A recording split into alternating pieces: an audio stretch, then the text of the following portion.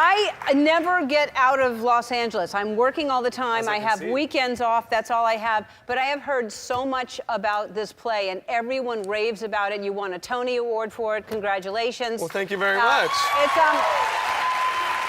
So, explain to everyone what Dear Evan Hansen is. Sure. So Dear Evan Hansen is a musical that's still running on Broadway that we started developing like 3.5 years ago. That's by the music is by Pascal Paul, who wrote the music in La La Land, and they have the movie Greatest Showman coming out.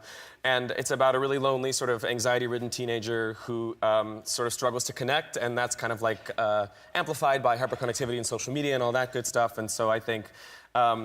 Fabricates this big lie that the whole show is about a friendship that he had with a kid in his class that was untrue, with a kid that has taken his own life. And through this fake friendship kind of finds like a new confidence and a new sort of voice, although it's kind of predicated on a lie. So it's sort of this moral story of whether or not that's sort of the right path or not. And then social media also plays a big role in it. There's like lots of projections and sort of interjections from the world around him. But it's a really, I mean, all Broadway is intense, because how many shows a week did you do? Well, we did 8 shows a week. So we did a production in D.C., a production off Broadway, and now on Broadway. So it's been quite a long journey, and we do 8 a week. And it's a lot of sort of discipline and a lot of like not eating dairy or gluten and not, you know, going out, not drinking, and not smoking. I mean, I agree with all those things anyway, but why not the dairy and gluten? What's that got to do with performing? So as a singer, it causes a lot of mucus. Like it's bad for and also in the show I had to cry a great amount. So there's a lot of like mucus coming out anyway. Not to be disgusting, but so it's I'm sorry I missed it.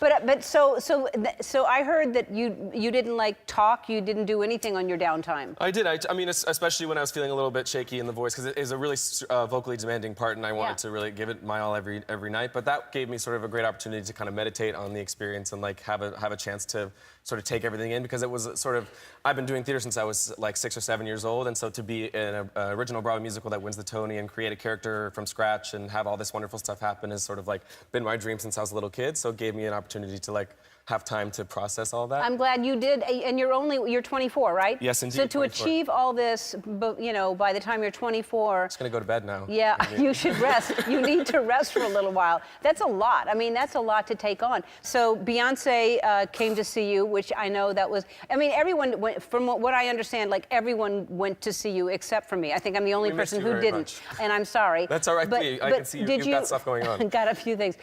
But did you know she was in the audience before you went out? I had some warning, which was good because I don't think I would have really been able to handle myself if not. Beyonce is my sort of like #1 of all people. Like I can't really be around her without like fully just going crazy.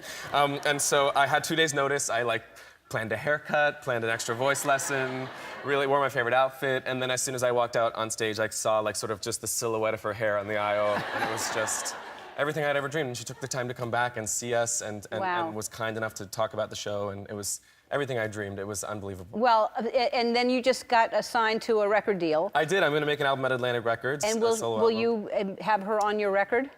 There is nothing that I would love more than that. The thought of that really makes me sweat. I would be the most honored. Even if she wanted to just like say a single word, like at the start of a track, or just like appear like sort of on the cover of the album, just anything she wanted to do. You make her hair seem so long. Every time you motion her hair, it gets longer and longer. It's just a wavy sea of glory. Of glory. It is a wavy, you're right, it's a wavy sea of glory. All right, well, it's so nice meeting you, and thanks for being here. It's my pleasure. And congratulations on everything that's going on in your life, and you're in Sexiest Man in People, and so you're a sexy man, and you've got all these things going on. So the name of the book is Dear Evan Hansen, Through the Window. Everyone in the audience, you're going home with a copy.